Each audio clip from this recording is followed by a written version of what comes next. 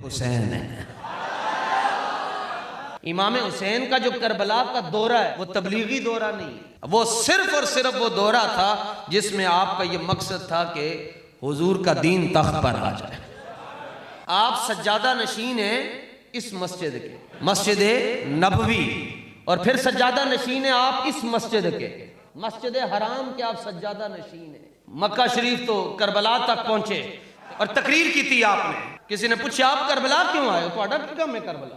فرمایا میں نے حضور دا فرمان اتھے لے آیا، میں نے حضور دا فرمان لے کے آیا کربلا۔ آپ نے فرمایا ایھا الناس، آپ نے فرمایا لوگو اے یزید دی چاپلوسی کرن والے ہو، یزید دے سامنے انج غلامی دی زندگی گزارن والے ہو، سنو میری تقریر۔ میں کربلا دے اندر حضور دا ایک فرمان میں نے لے کے آیا، اے فرمان میں نے مسجد نبوی تو لے آیا۔ اللہ اکبر۔ آپ نے فرمایا، حضور نے ارشاد فرمایا من رآ سلطانا جائرا، جس نے کسی ظالم حکمران کا زمانہ پایا، اور ظالم کون؟ مستحلا لحرم اللہ، جس نے اللہ کی حرام کردہ چیزوں کو حلال کر دیا۔ شراب کیا ہے؟ یزید پیتا تھا اور کہتا تھا پیو، شراب کا کام کرو۔ ناقصا لعہد اللہ، اللہ کے وعدوں کو توڑتا ہو۔ اللہ کا وعدہ تھا نماز پڑھنی ہے، نہیں پڑھتا تھا، اور اللہ کی حرام کردہ چیزوں کو اس نے حلال کر۔ اللہ نے فرمایا کہ ناحق قتل نہیں کرنا۔ 10,000 صحابہ اس نے شہید کروائے۔ 3 دن کے لیے مسجد نبوی کے ستون کے ساتھ اس نے گھوڑے بندوا دیے اور گھوڑے لید اندر کرتے رہے۔ 3 دن مسجد نبوی میں نماز نہیں ہوئی۔ حضرت سعید بن مسیب رضی اللہ تعالیٰ عنہ فرماتے میں مسجد نبوی میں موجود تھا، فرماتے ایدی فوج آئی، انہوں نے سارے نے مسجد نبوی چو کٹ چھڑیا، گرفتار کر لیا گیا۔ اہل مدینہ کی جو مقدس خواتین تھی ان کے لیے یزید نے آرڈر جاری کر دیے ان کے ساتھ تم بدکاری کر سکتے، جو آپ کے وقت کے حاکم ہیں، ان کے کلپ ہمارے پاس موجود ہیں، انہوں نے کتنے کتنے بندے پولیس مقابلے میں مروائے ہوئے ہیں۔ یہ بات آپ سے بعد میں ہوگی، یہ کریں گے بات آپ سے انشاءاللہ۔ ہماری محبت ہے آپ سے اور محبت توڑ تک لے کر جائیں گے آپ سے۔ آپ فرماتے ہیں 3 دن تک مسجد نبوی میں اذان نہیں ہوئی، اور میں فرماتے میں نے اپنے، چونکہ میں مسجد نبوی میں تھا تو میں نے اپنے بال ایسے کر لیے۔ انہوں نے کہا یہ کوئی اس طرح مجنون آدمی ہے، اس کو چھوڑو۔ اس نے فرماتے 3 دن میں مسجد نبوی کے اندر رہا۔ فرماتے رب کعبہ کی قسم ہے جب نماز کا وقت آتا تھا مجھے اذان کی آواز حضور کی قبر انور سے آتی تھی۔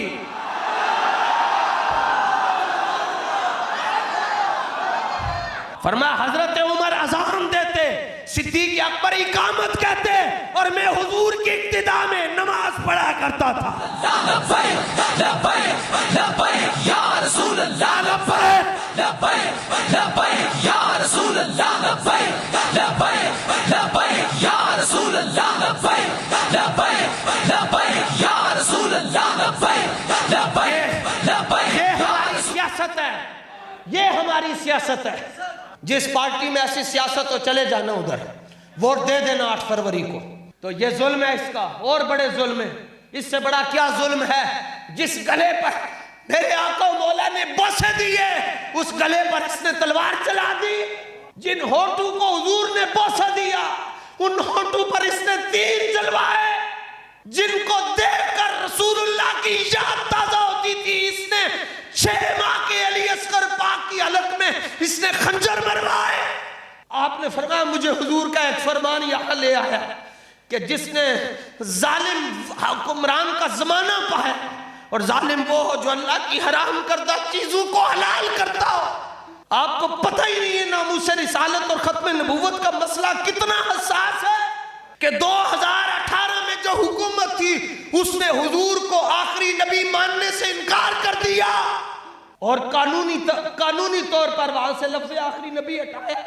یہ تو لاکھوں سلام ہوں بابا جی کو، اسی خدا دی قسم امیر محترم سعد حسین رضوی دے سامنے اسی نہیں کھڑے ہو سکتے۔